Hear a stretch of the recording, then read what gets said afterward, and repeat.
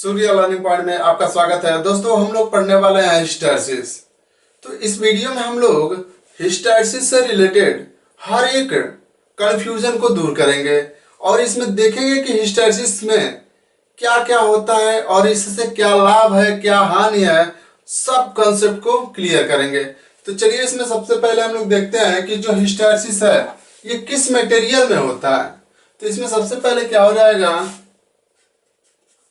कि जो हिस्टैरिसीस है यह एक फेरोमैग्नेटिक मटेरियल की घटना है, या ये कहें कि जो हिस्टैरिसीस लॉस होता है वो किस में होता है? फेरोमैग्नेटिक मटेरियल में। तो सबसे पहले क्या हो जाएगा, it is a property of ferromagnetic material.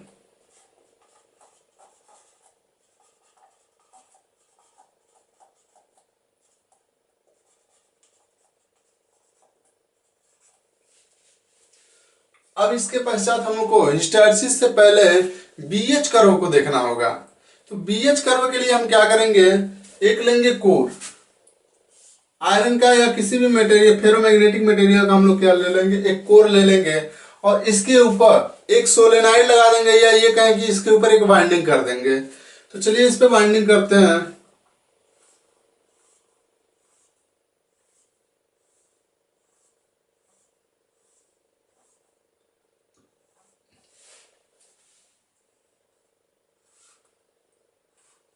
अब हम लोग यहाँ पे एक बैटरी की सहायता से सप्लाई प्रदान करेंगे।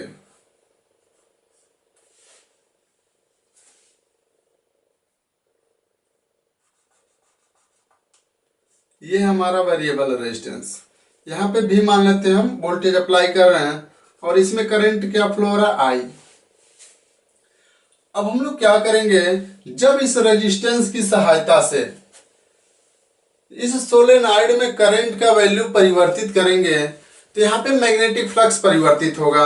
जब मैग्नेटिक फ्लक्स परिवर्तित होगा तो उसके कारणवश क्या हो जाएगा, मैग्नेटिक फ्लक्स डेंसिटी यानी बी परिवर्तित होगा और इसके साथ ही जो इसका मैग्नेटिक फील्ड स्ट्रेंथ का या इंटेंसिटी है वो भी क्या होगा, परिवर्तित होगा। इसके पश्चात हम लोग क्या करेंगे, बी और एच यानी मैग्नेटिक फ्लक्स डेंसिटी और मैग्नेटिक फील्ड स्ट्रेंथ का है, या फिर ये कहें कि मैग्नेटिक फील्ड इंटेंसिटी है, इन दोनों के बीच ग्राफ निकालेंगे। उसी ग्राफ को हम लोग कहते हैं बीएच कर्व। तो इसके लिए हम लोग ले लेते हैं एक ग्राफ।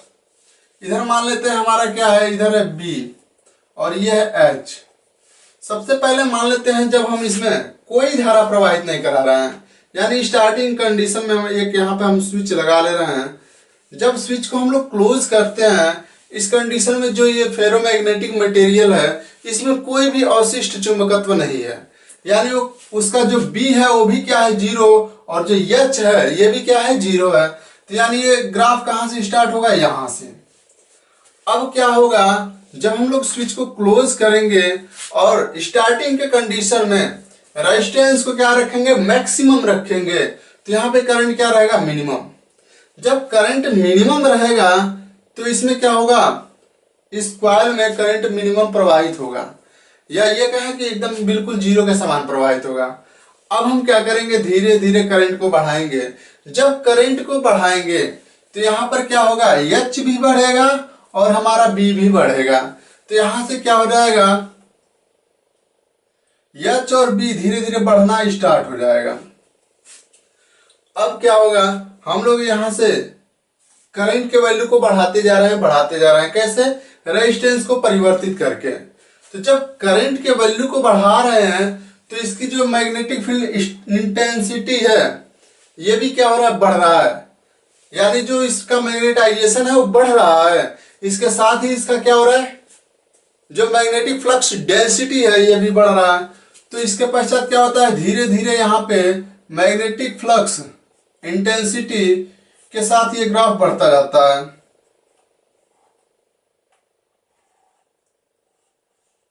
इस प्रकार से बढ़ता चला जाता है। अब हम लोग क्या करते हैं, इसको बढ़ाते रहते हैं, किसको, करंट को।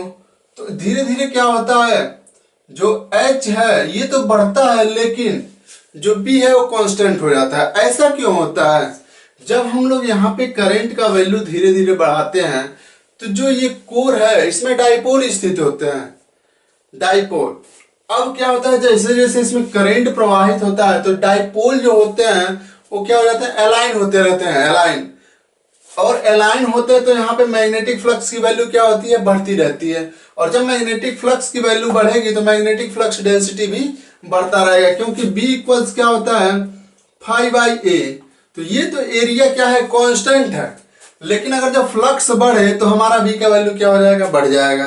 तो इस प्रकार से यहाँ से जैसे जैसे हम लोग करंट बढ़ाते हैं तो यहाँ से क्या होता है, B का वैल्यू स्टार्टिंग में बढ़ता है, लेकिन एक निश्चित सीमा के पश्चात हम लोग कितना भी करंट बढ़ाते हैं, जब सारे के सारे इसमें जो डाइपोल हैं वो अलाइन हो जाते हैं, उसके पश्चात क्या होता है, जो हमारा मैग्नेटिक फ्लक्स डेंसिटी है वो कांस्टेंट हो जाता है, यानी सैचुरेट हो जाता है। अगर जो इस पॉइंट को हम लोग O माने और इसको क्या मान ले, A माने, तो यहां तक क्या होता है, यहां तक तो हमारा मैग्नेटिक फ्लक्स डेंसिटी बढ़ रहा है, लेकिन इसके पश्चात क्या हो रहा है, H ज्यादा बढ़ रहा है और B कम बढ़ रहा है। लेकिन इसके पश्चात क्या होता है, ये कांस्टेंट हो जाता है, H बढ़ता है लेकिन B नहीं बढ़ता।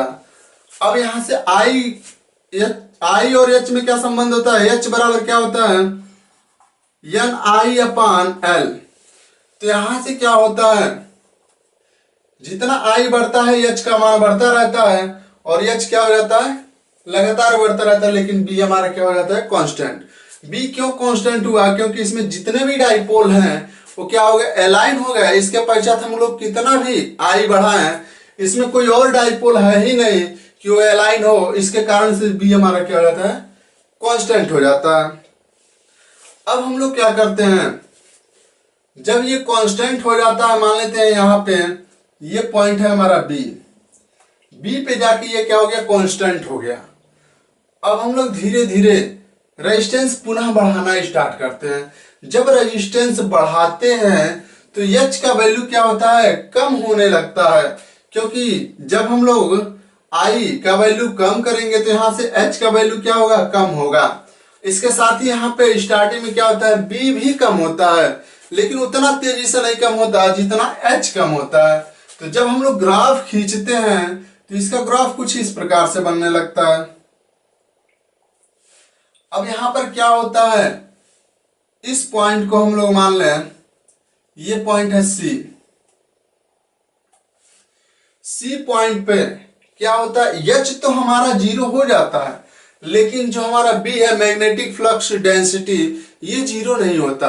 कारण क्या है, इसमें जो डाइपोल अलाइन हुए हैं, कुछ डाइपोल ऐसे हैं कि करंट हटा लेने के पश्चात भी वो क्या है, अलाइन ही है। अब वो अपने पुनःअवस्था में नहीं आ रहा है, अर्थात अलाइन ही रह रहे हैं। तो इस कारण से इसमें मैग्नेटिक फ्लक्स डेंसिटी कुछ न कुछ है, या ये कहें कि इसमें मैग्नेटिक फ्लक्स कुछ न कुछ बना हुआ है, जिसके कारण से जो हमारा B है ये 0 नहीं हो रहा है, और जो हमारा H है ये वैल्यू क्या हो गया, I का वैल्यू 0 होने पर ये 0 हो गया है। अब इसके पश्चात हम लोग क्या करेंगे, इसको हम लोग चाहते हैं कि ये क्या हो जाए, 0 हो जाए, मैग्नेटिक फ्लक्स डेंसिटी। तो इसके लिए हमें क्या करना पड़ेगा, जो ये सप्लाई है, इधर पहले क्या था, प्लस था और इधर माइनस था, अब इसको हमें चेंज करना होगा। अब इधर हम लोग कर देंगे क्या, प्लस, और इधर कर देंगे माइनस।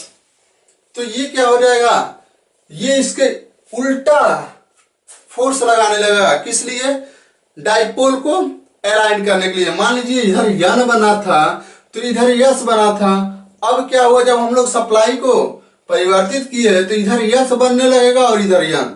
तो जितने भी डाइपोल इधर यन थे वो यस से क्या हो जाएंगे, कंबाइन होकर न्यूट्रलाइज होने लगेंगे, यानी इसका विरोध करने लगेंगे, और धीरे धीरे ये क्या होगा, घटने लगेगा, कौन, मैग्नेटिक फ्लक्स डेंसिटी। तो यहां से क्या होता है, जब हम लोग सप्लाई को डिस्कनेक्ट करके उल्टा कनेक्ट करते हैं तो ये धीरे धीरे क्या होता है, घटने लगता है। तो यहां पे इसको, इस पॉइंट को हम लोग मान लेते हैं क्या, D। अब जो ये D पॉइंट है, यहां पर क्या हो गया, जो मैग्नेटिक फ्लक्स डेंसिटी है ये क्या हो गया, 0 हो गया, और लेकिन H क्या हो गया है, इतना माइनस में चला गया है। अब इस ये जो कैपेसिटी है ये, इसको हम लोग कहते हैं क्या, रिटेंटिविटी या रिटेनिंग पावर। ये जो इस मटेरियल ये जो लगा है कोर के रूप में, इस मटेरियल का क्या है, रिटेनिंग पावर। यही रिटेनिंग पावर क्या करता है, अवशिष्ट चुंबकत्व धारण करने की क्या करता है, कैपेसिटी बनाता है। यानी जो ये मैग्नेटिक मटेरियल है इसमें इतना क्या रहेगा, रेजिडुअल मैग्नेटिज्म रहेगा, अवशिष्ट चुंबकत्व बना रहेगा। यानी सप्लाई को बंद कर लेने के बाद से भी क्या रहेगा, उसमें अवशिष्ट चुंबकत्व बना रहेगा। तो अब इसको हम लोग क्या कहते हैं, रिटेनिंग पावर, ओसी। ओसी को हम लोग क्या कहेंगे, रिटेंटिविटी या मैग्नेटिक रिटेनिंग पावर।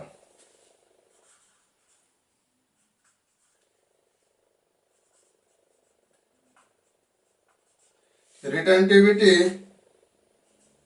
और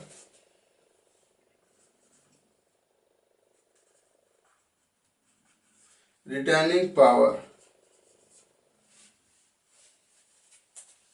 इसको हम लोग क्या कहते हैं, ये जो है इसको हम लोग कहते हैं कोरिएसिव फोर्स। अर्थात इसको विपरीत लाने में जो बल लगता है उसी को हम लोग क्या कहते हैं, कोरिएसिव फोर्स।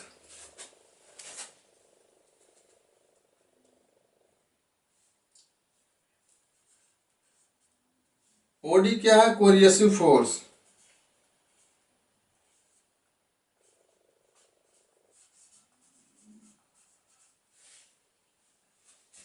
अब इसके पश्चात हम लोग क्या करते हैं कि जो ये मैग्नेटिक मटेरियल है इसमें जब हम सप्लाई को उल्टा कनेक्ट किए हैं तो जब ये जीरो हो जाता है, इसके पश्चात हम लोग उल्टे डायरेक्शन में मैक्सिमम करंट प्रवाहित कराना चाहते हैं।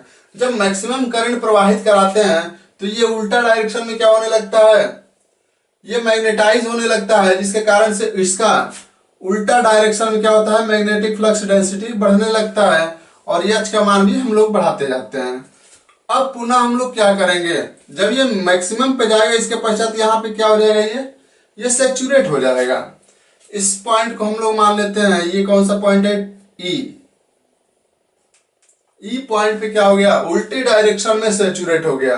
कौन, ये जो कोर के रूप में यूज किया मैग्नेटिक मटेरियल ये। तो यहां पर जब ये क्या हो गया, सैचुरेट हो गया, पुनः अगर जो हम लोग क्या करें, अब इस करंट के वैल्यू को कम करें तो ये मैग्नेटिक फ्लक्स डेंसिटी भी डाउन होगा और ये जो मैग्नेटिक फील्ड इंटेंसिटी है ये भी क्या होने लगता है, डाउन होने लगता है। तो यहां से धीरे धीरे हम लोग क्या करते हैं, कम करते जाते हैं। तो अब ये मान लेते हैं कौन सा पॉइंट है, एफ पॉइंट है। ये एफ पॉइंट पे क्या होता है, एच का वैल्यू जीरो हो जाता है, लेकिन बी उल्टा डायरेक्शन में क्या रहता है, मैग्नेटिक फ्लक्स डेंसिटी बना के रखता है। या ये कहें कि जो मैग्नेटिक मटेरियल है इसके डाइपोल अलाइन रहते हैं। तो इसको पुनः खत्म करने के लिए हम लोग क्या करते हैं, पुनः कोरिएसिव फोर्स लगाते हैं, अर्थात एच को निगेटिव डायरेक्शन में लेकर जाते हैं। यानी फिर से सप्लाई को हम लोग क्या करते हैं, बदल देते हैं। अब इधर कर देंगे प्लस और इधर कर देंगे माइनस। पुनः इसको क्या करेंगे, इसको जबरदस्ती हम लोग क्या कर देते हैं, खत्म करने लगते हैं। किसको, मैग्नेटिक फ्लक्स डेंसिटी को। तो पुनः जब हम लोग धारा बढ़ाते जाते हैं तो ये ग्राफ कुछ इस प्रकार से आगे बढ़ता है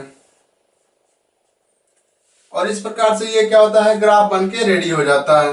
इसको मान लेते हैं हम लोग कौन सा पॉइंट, जी। तो इस प्रकार से जो ये कर्व बना है इसी को हम लोग क्या कहते हैं, बीएच कर्व। अब हम लोग यहां पर क्या देख रहे हैं, यहां पर हम लोग ये देख रहे हैं कि एक बार मैक्सिमम मैग्नेटिक फ्लक्स डेंसिटी पहुंच जाने के पश्चात जब हम लोग इसको पुनः रिटर्न कर रहे हैं, यानी एच के वैल्यू को जीरो कर रहे हैं, तो जो बी का वैल्यू है ये क्या हो जा रहा है, ये पिछड़ जा रहा है, यानी पीछे छूट जा रहा है। तो ये जो घटना है मैग्नेटिक फ्लक्स डेंसिटी का एच के सापेक्ष क्या हो जा रहा है, पीछे छूट जा रहा है। इसी घटना को हम लोग क्या कहते हैं, हिस्टेरिसिस कहते हैं। अब जो ये हिस्टेरिसिस है इसका क्या उपयोग है ये हम लोग देख लेते हैं। तो जिस मैग्नेटिक मटेरियल का बीएच कर्व जितना चौड़ा होगा यानी जितना बड़ा होगा उसकी क्या रहेगी, अवशिष्ट चुंबकत्व धारण करने की कैपेसिटी उतना ज्यादा रहेगी, या फिर ये कहें उतने लंबे टाइम तक वो क्या कर सकता है, अवशिष्ट चुंबकत्व को धारण कर सकता है। तो इसका मतलब क्या हो गया कि जिसका बीएच कर्व जितना चौड़ा रहेगा वो क्या करेगा, परमानेंट मैग्नेट बनाने में उतना बेहतर होगा। तो इस यही रीजन है कि जिस मैग्नेटिक मटेरियल का बीएच कर्व जितना चौड़ा रहता है उसको क्या बनाया जाता है, उतना बेहतर परमानेंट मैग्नेट बनाया जाता है। अगर जो पूछा जाए कि सबसे बेहतर यानी सबसे ज्यादा किस प्रकार के मैग्नेटिक मटेरियल का परमानेंट मैग्नेट बनाया जाता है, तो जिस मैग्नेटिक मटेरियल का बीएच लूप या ये कहें बीएच कर्व रेक्टेंगुलर शेप का होगा वो सबसे बेहतर परमानेंट मैग्नेट बनाने के लिए यूज होता है। तो मान लीजिए यहां पर एक ये कोई मैग्नेटिक मटेरियल है, अगर जो इसका बीएच कर्व ऐसे बन जाए तो ये सबसे बेहतर क्या हो जाएगा, परमानेंट मैग्नेट बनाने के लिए यूज हो जाएगा। तो सबसे बेस्ट परमानेंट मैग्नेट बनाने के लिए बीएच लूप कौन सा है, तो रेक्टेंगुलर शेप का जो बीएच लूप है वही सबसे बेहतर है। जैसे ये हो गया। अब जो ये बीएच लूप है इससे हानि क्या है, इससे हानि यह है कि हीट के रूप में इसमें क्या होता है, पावर लॉस होता है। इस हीट के रूप में पावर लॉस होने से क्या हो जाएगा, अगर हम मान लीजिए किसी भी मशीन में मैग्नेट बना रहे हैं तो जहां पे बीएच लूप जितना ज्यादा रहेगा वहां पे क्या होगा, हिस्टैरिसीस लॉस उतना ज्यादा होगा। और जब हिस्टैरिसीस लॉस ज्यादा होगा तो वहां पे क्या होने लगता है, हीट उत्पन्न होने लगता है। तो जितना ज्यादा बीएच लूप उतना ज्यादा हिस्टैरिसीस लॉस और उतना ज्यादा क्या हो जाएगा, मोटर हीट होगा। तो यही रीजन है कि इसका नुकसान भी है। अब हिस्टैरिसीस लॉस जो होता है उसको निकालने के लिए स्टर्नमेंटल नाम के एक वैज्ञानिक ने अपना फार्मूला दिया, जिसको हम लोग उन्हीं के नाम पे स्टर्नमेंटल फार्मूला कहते हैं।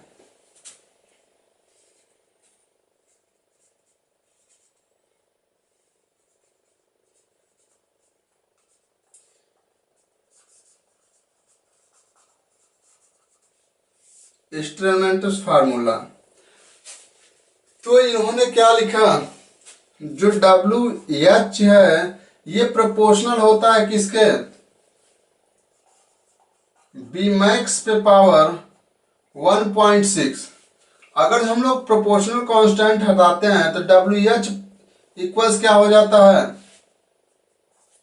यहां से WH इक्वल्स क्या हो जाता है, ये हो जाता है ईटा Bmax पे पावर 1.6। तो ये क्या होता है, ये जो है ये क्या होता है, पर यूनिट वॉल्यूम पर साइकिल का होता है। अगर हम लोग निकाले पूरे साइकिल का तो कितना हो जाएगा, इसमें F से गुणा कर देंगे तो WH इक्वल्स क्या हो जाएगा, ईटा Bmax पे पावर 1.6 इंटू F। अगर जो वॉल्यूम से भी हम लोग गुणा कर दें तो जो ये पूरा का पूरा मटेरियल है, समस्त मटेरियल में होने वाले हिस्टैरिसीस लॉस का क्या हो जाएगा, वैल्यू मिल जाएगा। तो ये हो जाता है इंटू V। तो यही फार्मूला होता है WH इक्वल्स ईटा Bmax पे पावर 1.6 F इंटू V।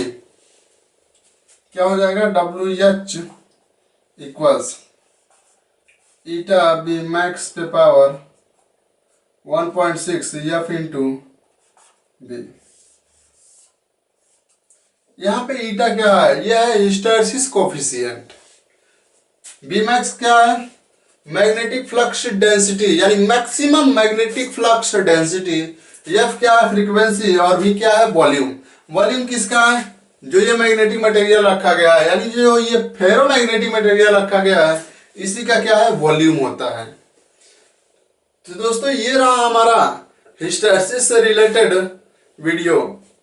अगर ये वीडियो अच्छा लगे तो वीडियो को लाइक शेयर जरूर करें। इसके साथ अगर चैनल पर नए हैं तो चैनल को सब्सक्राइब करें।